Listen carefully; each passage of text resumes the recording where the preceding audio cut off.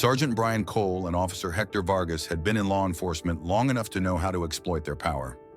It wasn't about protecting and serving, it was about control. For them, policing wasn't a duty, it was a game. And day after day, they played it with the same callous disregard for basic decency. When they saw Sophia Clark, a black woman, standing outside a high-end boutique in the affluent neighborhood of Alexandria, they didn't hesitate. No questions, no curiosity, just an immediate assumption that a well-dressed black woman in this neighborhood couldn't possibly be a customer. She must be a criminal. It had become second nature to them. Sophia wasn't doing anything suspicious, just standing there, waiting for her Uber. But to them, it didn't matter. They didn't even approach her with politeness. Instead, they pulled up in their squad car, the engine idling, and Cole, the senior officer, leaned out the window. "Afternoon, ma'am," he said, his voice tinged with suspicion. Sophia barely acknowledged him, nodding politely. She'd seen enough interactions with law enforcement over the years to know that these things often escalated quickly when they weren't approached with caution. "I'm just waiting for my ride," she replied, offering the bare minimum to avoid any confrontation. Vargas, the younger officer, hung back, his arms folded, eyeing Sophia with uncertainty. Cole, however, was already taking a step closer. He clearly wasn't buying it. "I'm going to need to ask what you were doing inside that bookstore," Cole continued, his tone sharp, pushing her personal space with a quiet aggression.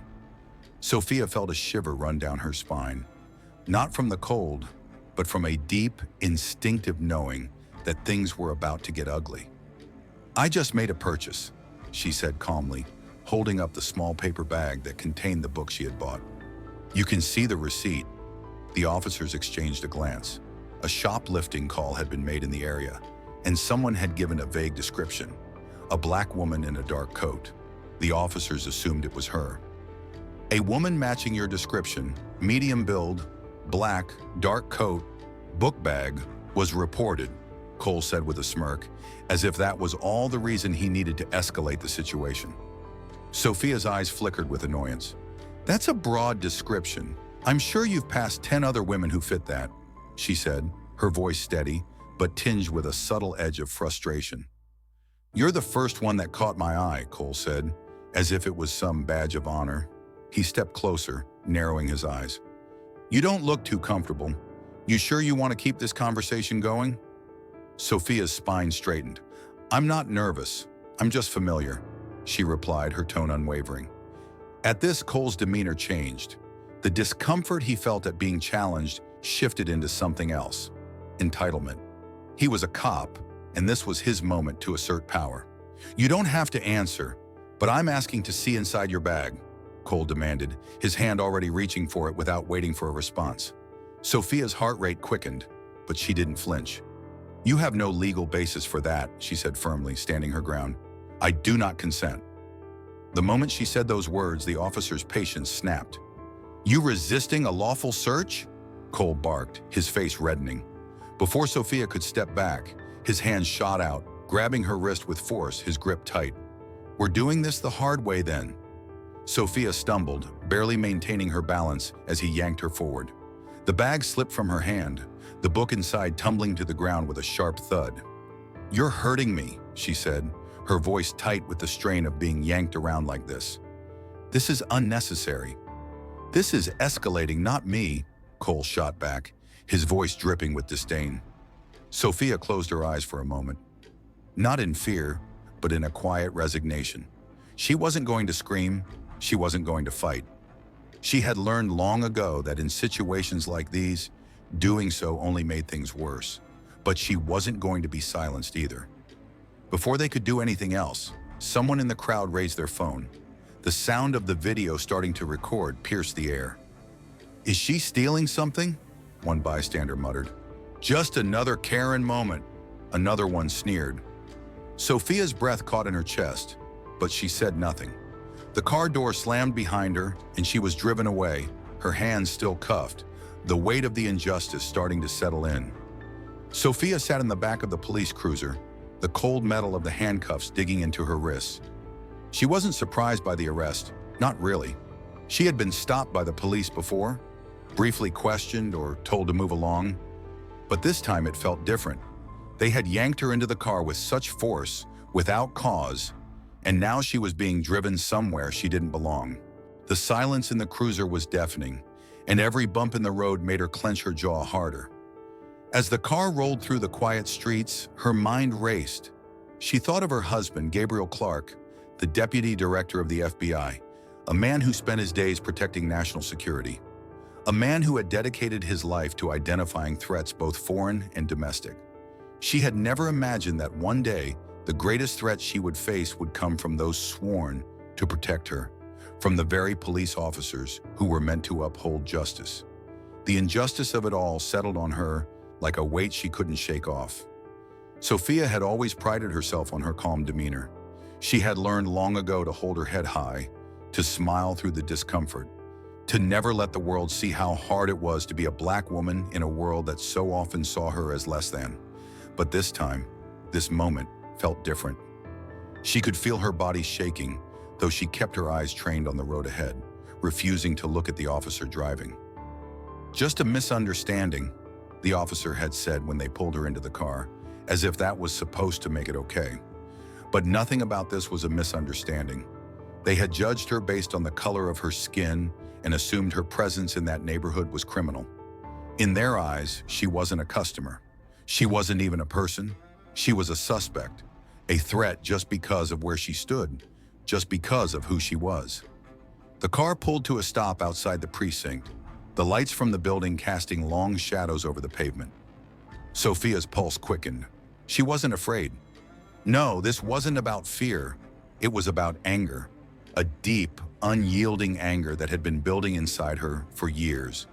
It had all come to this moment when she was forced to confront the reality that no matter how well she dressed, how polite she was, or how much she tried to blend in, she would always be seen as a threat.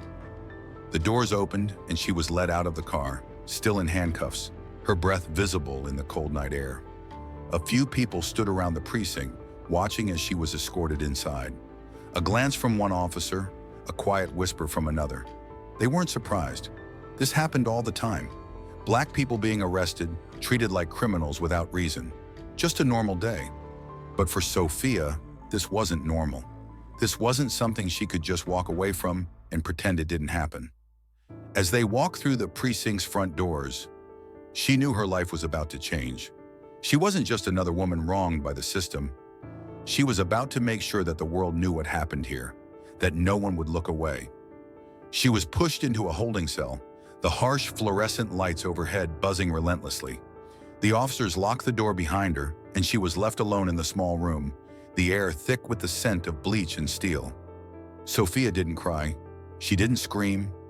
She sat on the metal bench, her arms crossed over her chest, her mind already working through what she needed to do. She could feel the sting of humiliation, but it wasn't enough to break her. It was just another reminder of how much harder she had to fight to be seen as an equal in a world that often refused to see her at all. Richard Clark's office in the FBI headquarters was sterile, its walls lined with files, its atmosphere always charged with the weight of national security. But tonight, the usual hum of the office was interrupted by a single alarming alert on his phone. The notification from the FBI's secure system was brief, but it hit him like a punch to the gut. Sophia Clark, arrested in Alexandria, suspicion of theft. His heart stopped for a split second, then picked up speed, pounding in his chest. He didn't need to read the full report to know exactly what had happened. He knew the drill, the familiar feeling of injustice, the assumption of guilt based on appearance, the reckless, unchecked abuse of power. He could already picture it in his mind. Sophia, poised and dignified, standing outside that boutique, minding her business, only to be dragged into the system because of someone else's prejudice. The thought burned him with an anger he couldn't ignore. Richard stood up abruptly, knocking over his coffee cup. He didn't bother cleaning it up. His eyes locked on the door, and in an instant, he was moving. "I need a detail to Alexandria. Now!" he barked to his assistant, who scrambled to follow his command. He was already grabbing his coat, pulling it on as he walked briskly out of his office, his mind whirling. He didn't have to ask why she was arrested. He knew the answer. But what he didn't know, what he couldn't accept, was that his wife was sitting in a holding cell, treated like a criminal. He was a man who spent his life protecting others, hunting down real threats. But here was a real threat to his family, and he couldn't sit idly by. This was personal. As Richard made his way to his black SUV, his thoughts raced. He knew this wasn't going to be easy. He couldn't just waltz into the precinct and demand his wife's release. There would be resistance. The system was not built to just hand over justice, not when people like him weren't the ones being wronged. The drive to the Alexandria precinct felt like an eternity. His mind replayed the moment when he and Sophia had last spoken, that morning when he kissed her goodbye, telling her to take the afternoon off. It had been such a simple, innocent request, a chance for her to breathe, to be herself, to escape the weight of the world, even if just for a few hours. And now here he was, driving toward the very place that had stolen that peace from her. As the SUV pulled up in front of the precinct, Richard's breath caught in his throat. The place looked different at night, darker, more ominous. He could see a few officers standing outside, their heads turning toward the cars it stopped. He didn't waste a second. Stepping out, he flashed his badge, and immediately the officers in the vicinity stiffened. "I need to speak to the officer who arrested my wife," Richard said, his voice cold but controlled. The officer who had first spotted him hesitated before responding, clearly intimidated by Richard's presence. "Sir, I'm not sure who—" Richard didn't wait for him to finish.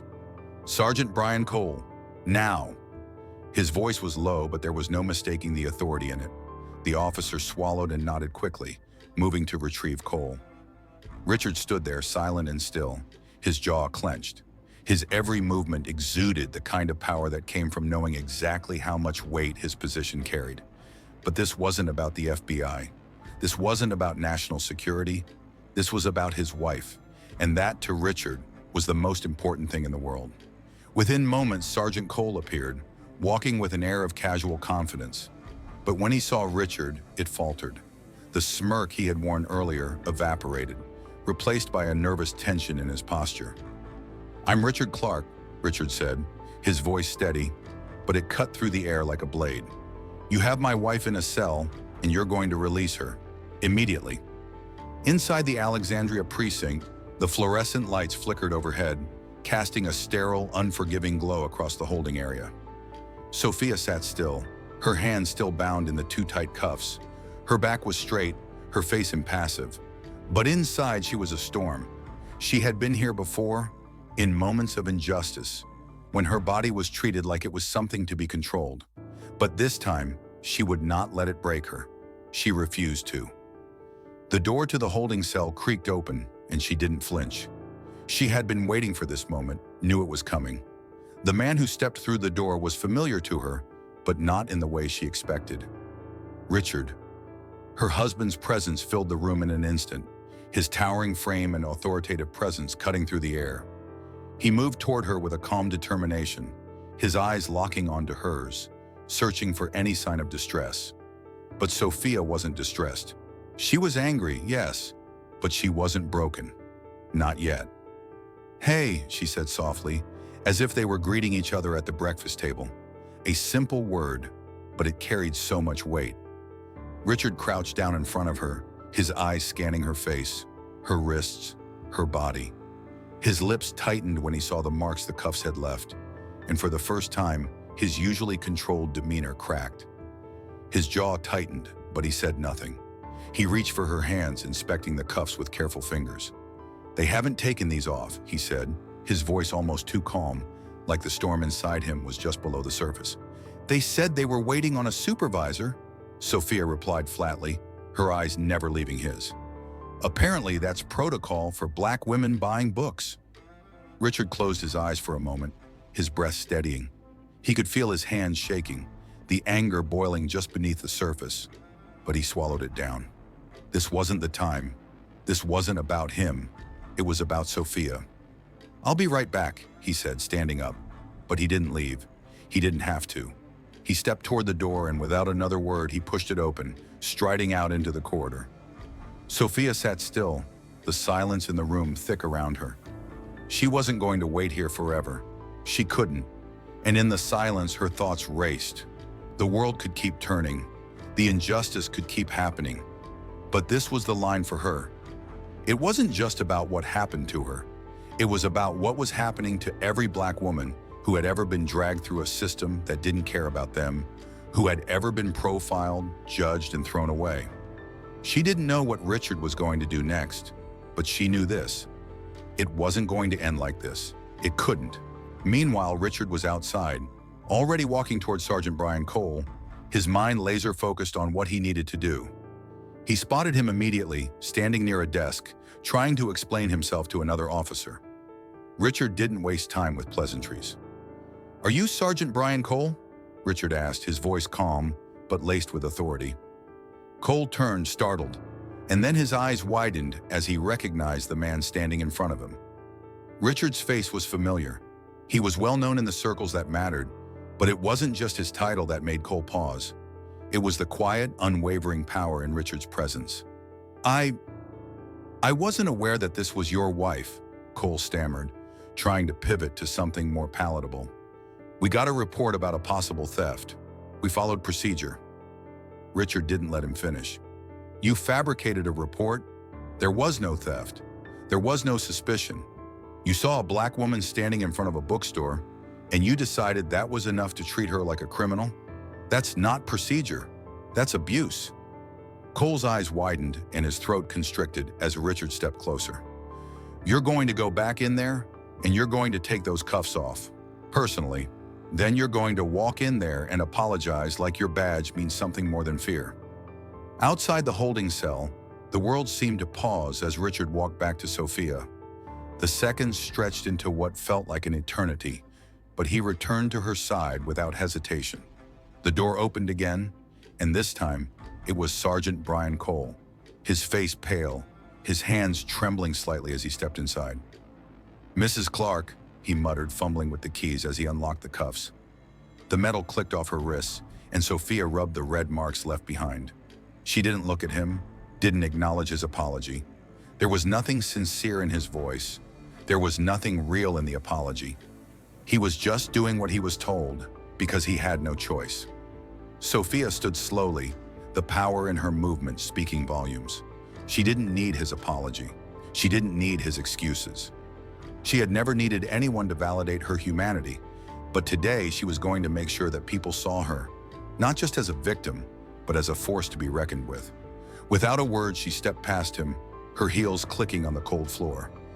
Richard followed close behind her, his eyes narrowing, his jaw still clenched in frustration. He didn't need to say anything either. The message had already been sent.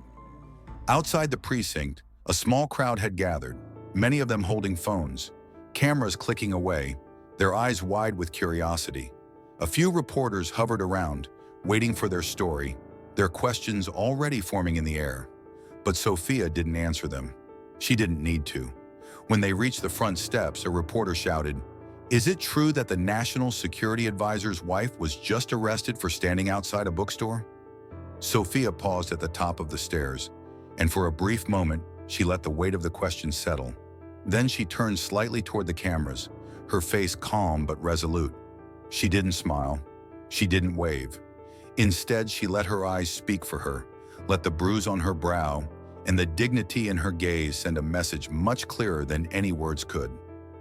"I wasn't charged because I did nothing wrong," she began, her voice steady and strong.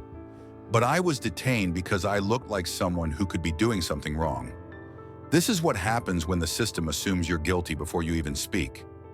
She paused, letting her words sink in. "I don't stand here today because I'm married to someone in power. I stand here because if I hadn't been, this story would have ended very differently, or it might not have been told at all." Her voice was low but unwavering. "This is not just about one officer or one mistake. This is about the quiet, everyday erosion of dignity that so many people face, simply because of how they look. And I am asking you, all of you, not to be outraged for me, but for the women who never get this microphone. Be outraged for the children who are learning to fear the people who are supposed to protect them." A reporter shouted another question, but Richard placed a hand on her shoulder gently, guiding her toward the waiting SUV. They didn't stop for interviews. They didn't stop for the cameras. They didn't need to. Back at their home, Sophia sat in the kitchen, her hands wrapped around a cup of tea that had long since gone cold.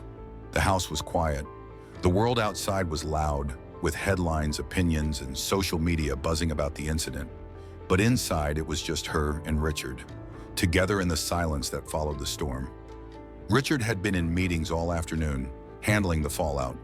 He had already called for a full review of the department, demanding accountability from the officers involved. But none of that was enough to make the anger in his chest go away. None of that could undo what had happened to Sophia. "It's not enough," Sophia whispered, her voice breaking the silence. "I know," Richard replied softly, his eyes reflecting the same tired, steely resolve. But then something shifted. For the first time, Sophia smiled, a small, private smile that spoke volumes. "It's a start," she said, the determination in her voice clear. In the days that followed, the media frenzy continued, with some supporting her, others attacking her for speaking out. But Sophia didn't care. She didn't look at her phone. She didn't check the headlines. She walked her son to school in the mornings, went about her days and read books by Baldwin in the afternoons. Her story, now shared by thousands, had ignited a movement, one that went beyond her. Richard continued his work in the FBI, using his power to ensure that the police department was held accountable for its actions. He initiated reforms to address systemic racial profiling in high-income neighborhoods, speaking out not just as a husband, but as a man who understood the personal cost of silence. And as the days turned into weeks and the headlines faded, the change Sophia had started, quiet but powerful, continued to grow. Because while the world had tried to make her small, all they had done was remind her just how big she had always been. This story highlights the devastating impact of racial profiling and the importance of standing up against systemic injustice. It teaches us that power, when abused, can strip away dignity, but resilience and courage can reclaim it. Sophia's journey shows that silence in the face of injustice only perpetuates the problem, and the fight for equality requires individuals to speak up, no matter the position of power they hold. True justice comes when we challenge assumptions, demand accountability, and ensure that every voice, no matter how quiet, is heard.